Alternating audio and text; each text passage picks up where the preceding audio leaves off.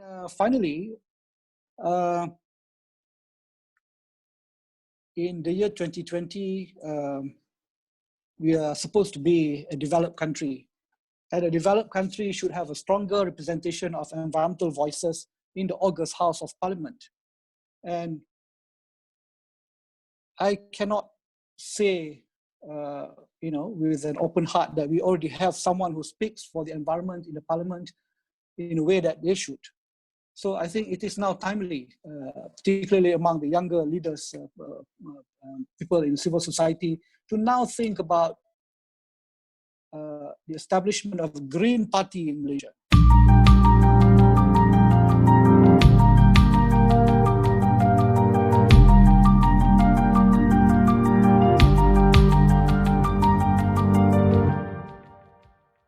Perhaps the concept is best made known by what we all know as Sustainable Development Goals.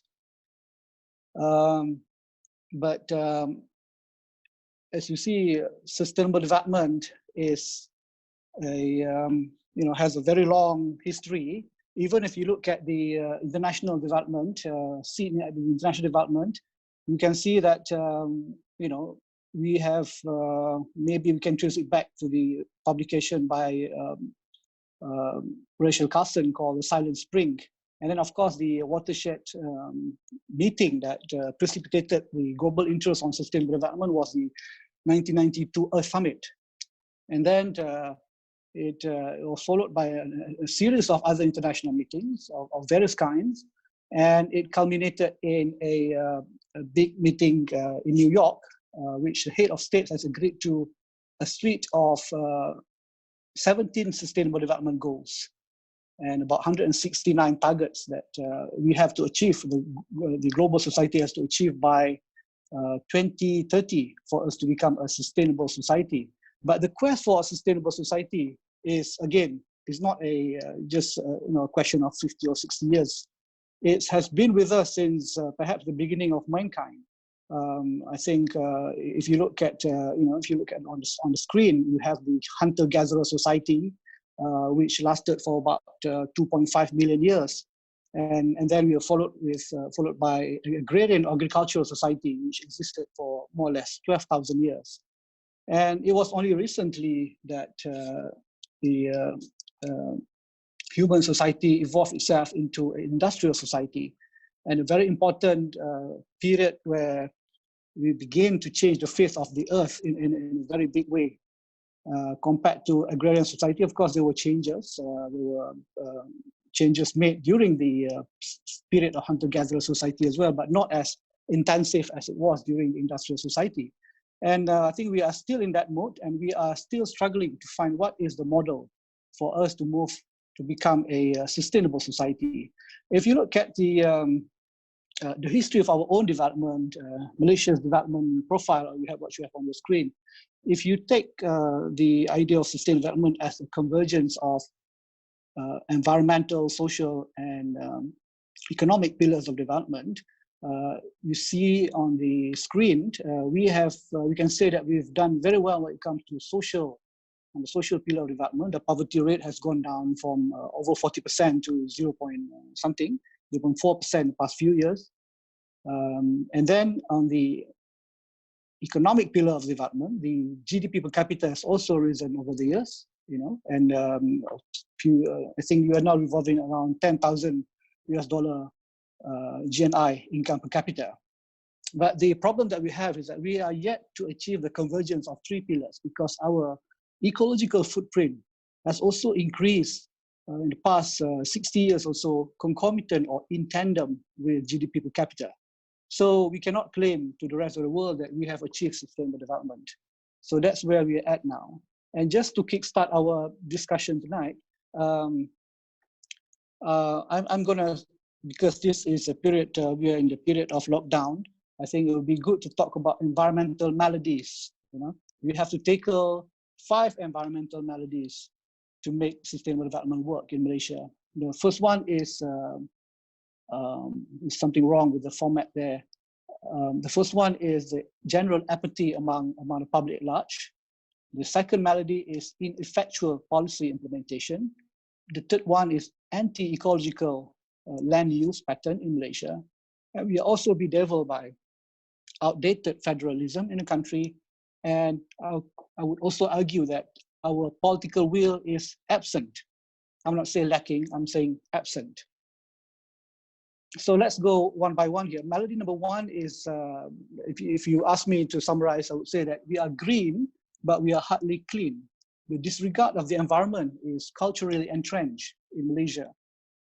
We are endowed with all these beautiful spots in the country, beautiful green spots. We have all these beautiful, gorgeous waterfalls, for instance, all over the country. And our people, over the weekend, they would love to indulge themselves to be close to nature with their families, you know. So we always find ourselves near Air Terjun or around Air Terjun area. We have lots of fun with our families. But the problem is that in these most beautiful sites in the country, we are littering like nobody's business. And this is a very shameful thing. And the worst part is we are in a situation whereby in the most beautiful places in the country, at the waterfalls, we are bedeviled by this problem of leptospirosis, kencing tikus. So we go to beautiful forests to enjoy nature, but it ended up killing us. And here you have on the screen is the some visual of, it looks like a COVID-19 episode, but this was way before that. You also have a foreigner there picking garbage at our waterfall. So we are litterbugs, and this is very, not a very positive thing to have for a society like us. We are in a middle income society, but our civic mindedness is very lacking still. Number two, when it comes to policies, we have more than enough policies, I would say. And we are also, so one example here is a few years ago, we did an exercise with a number of government agencies. We listed down all the, the different policies in the social sector, in the economic sector, also the environmental sector. And some of the people who participated in our meetings, even though they're from the social sector, some of them are not even familiar with some of the policies in their own sector.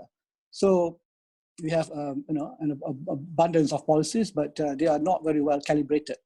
Similarly, when it comes to environmental institutions, our forest department was established way back in 1901.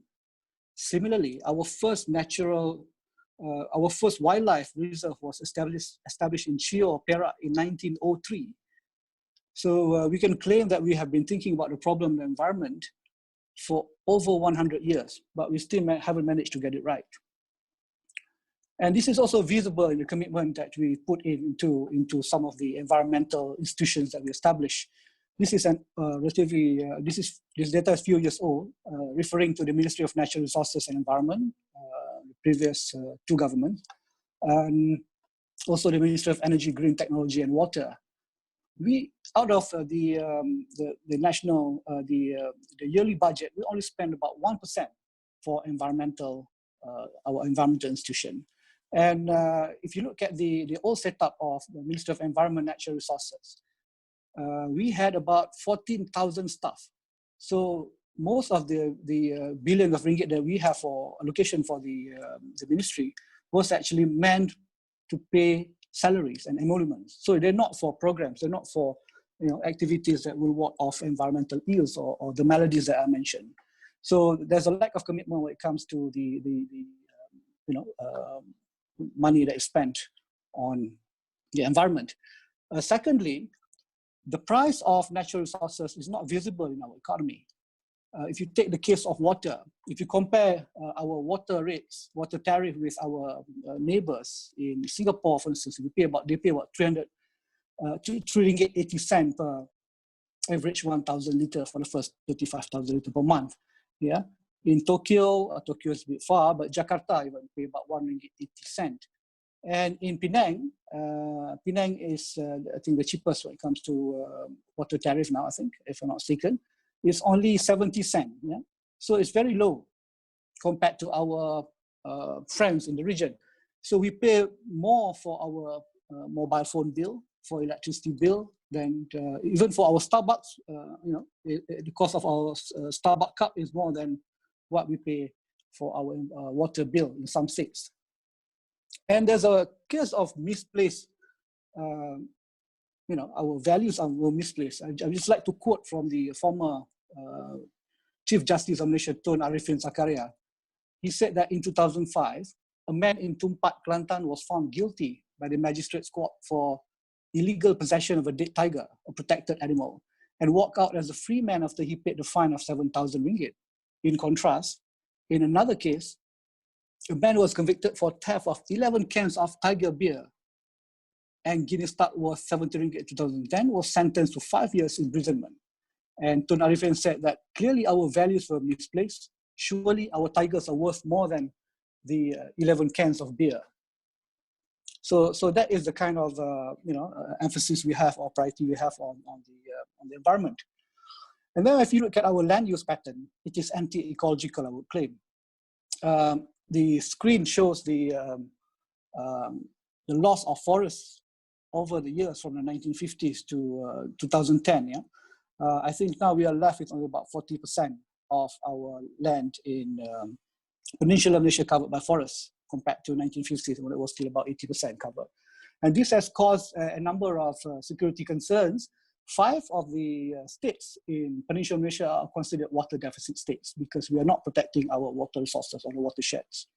Similarly, we are left now with 4 forest islands on Peninsula. This has made the movement of wildlife difficult, particularly the big wildlife animals.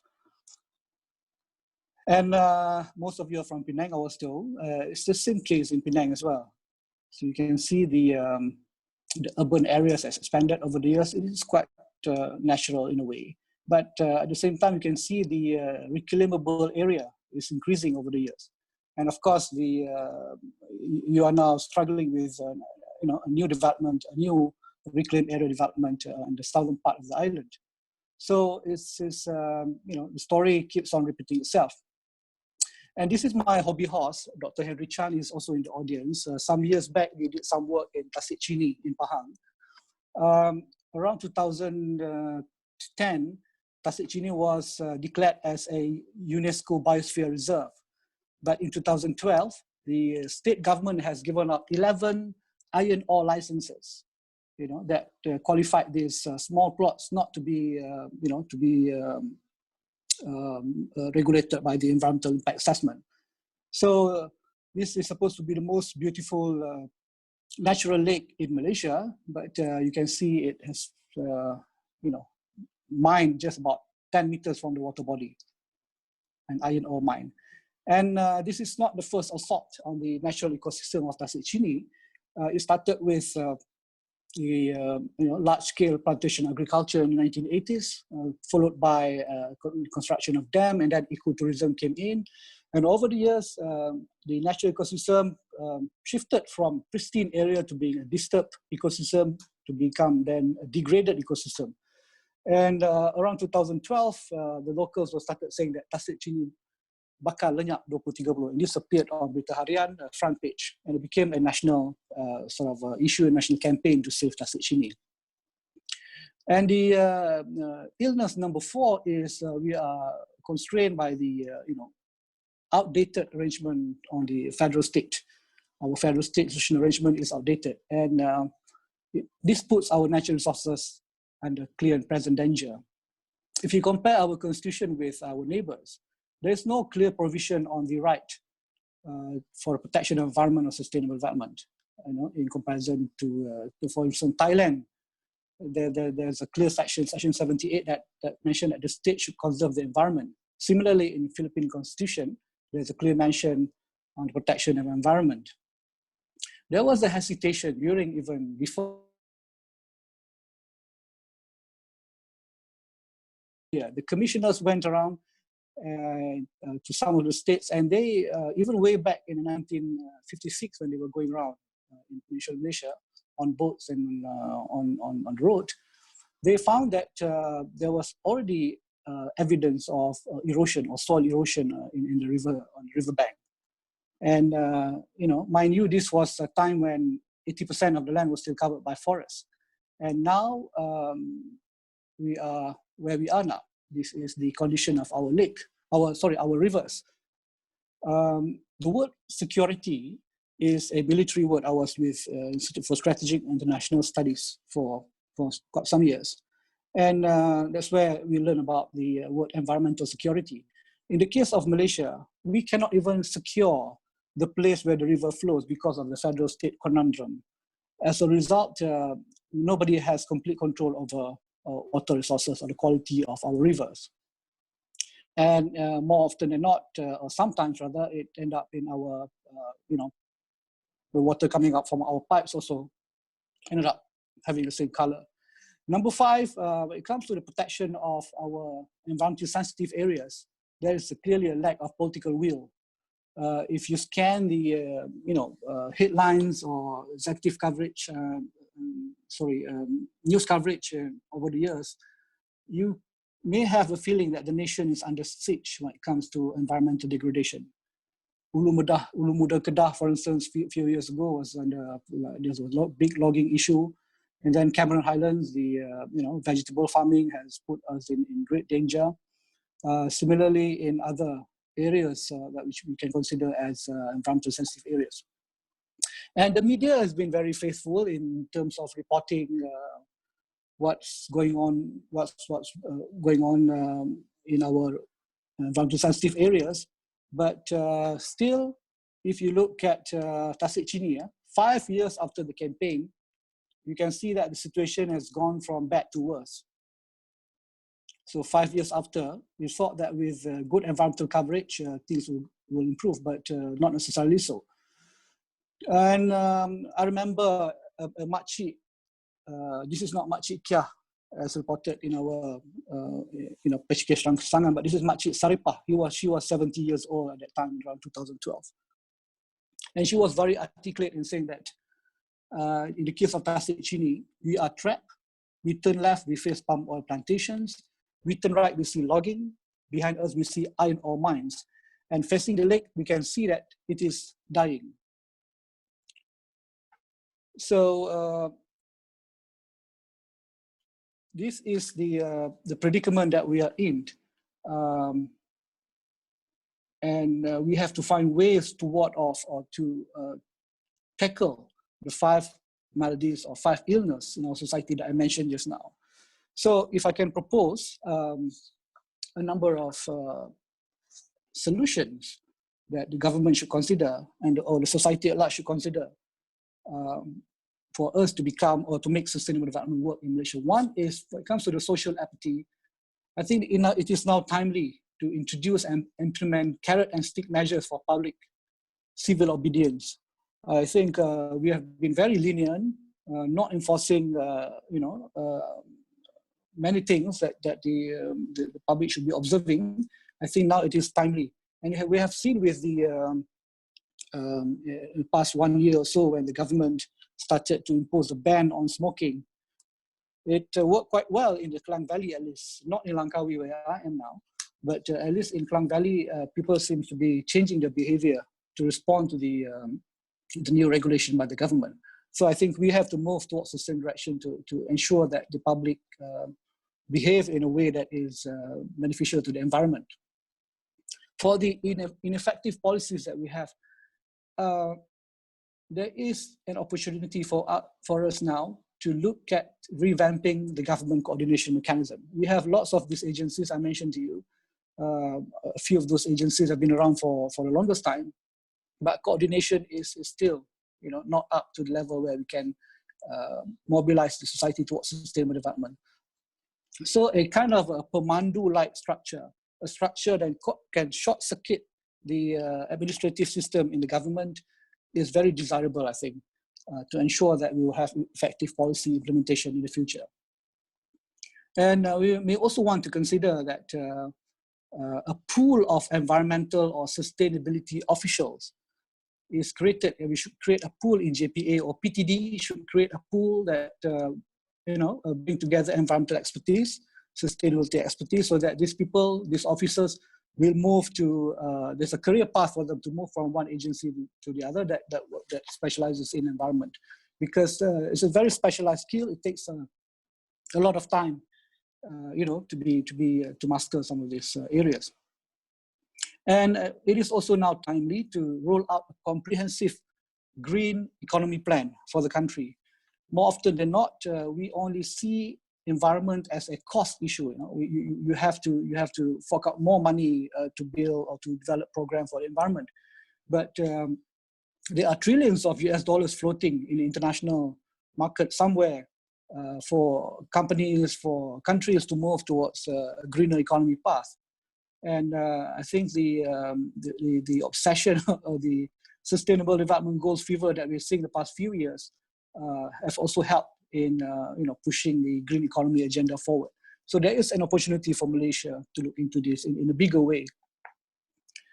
For us to address the land use issue that I mentioned to you about the lack of control in the critical ecosystems, we have to come up with fiscal measures to ensure that this critical ecosystem continue to function. That means that we may have to consider a natural or natural resource environmental trust fund. We already have one for biodiversity, but the seed money is too small. We have to figure out a way that it can send a signal across in our economic system that environment matters. Yeah? So in some areas, people have talked about the payment for ecosystem services, for instance. Whether we like it or not, for some of the critical areas, for critical environmental sensitive areas, we have to lock them up. We cannot continue harvesting the forests in some areas. I think this has to be made very clear, because otherwise we will face, like I mentioned, it is slowly graduating to become a security threat. 5 states are the water deficit states. If we continue business as usual, more states will face the same predicament. When it comes to I mentioned about the outdated federalism, federal state arrangement that we have, now I think there is, we should really look at we should undertake a comprehensive review of federal and state legislation and to insert environmental priorities, in these enactments, and also even if possible, our constitution even. This is not easy. At the moment, we have an ongoing battle with our water bill. Some of the states are not very happy with just the thought of losing some power over the control of water or water resources in their own states. So this will be a long battle, but it is a necessary battle to be fought for. And finally, I'm already at the end of my, so 20 minutes now. The lack of political will. We have in our country, at least in the past, a commissioner for heritage. We also had a commissioner for sports. We never had a commissioner for the environment or sustainable development. I think it is timely to consider the appointment of someone, or hopefully someone from the civil society fraternity, to be appointed as a commissioner for the environment or sustainable development with some persuasive powers, not just not just a token sort of appointment, but someone with considerable power, akin to perhaps the Auditor General, so that they can do a comprehensive auditing in all the government-linked companies and also some selected private establishment. So I think this is something which I have been saying for quite some years, but we have changed government 2 years ago, and then we have just changed government, but I hope the current government will look into the possibility of coming up with something like this. And finally, in the year 2020, we are supposed to be a developed country. And a developed country should have a stronger representation of environmental voices in the August House of Parliament. And I cannot say, with an open heart that we already have someone who speaks for the environment in the Parliament in a way that they should. So I think it is now timely, particularly among the younger leaders, people in civil society, to now think about the establishment of a Green Party in Malaysia. The Green Party may not be the party that sweeps all 220 seats in the parliament, or half of that, but at least can have some voice, can present some voice of reason, environmental reasoning in the August House of Parliament. So we've heard about the, perhaps jokingly or just, in a light-hearted manner, that there should be a Green Party in Malaysia. But this time around, we should really consider the establishment of a Green Party for 3 years from now. Salma, Zurin, I think I've even exceeded the time given to me. If there's still time, I would be more than happy to take up questions or even points of clarification. Thank you.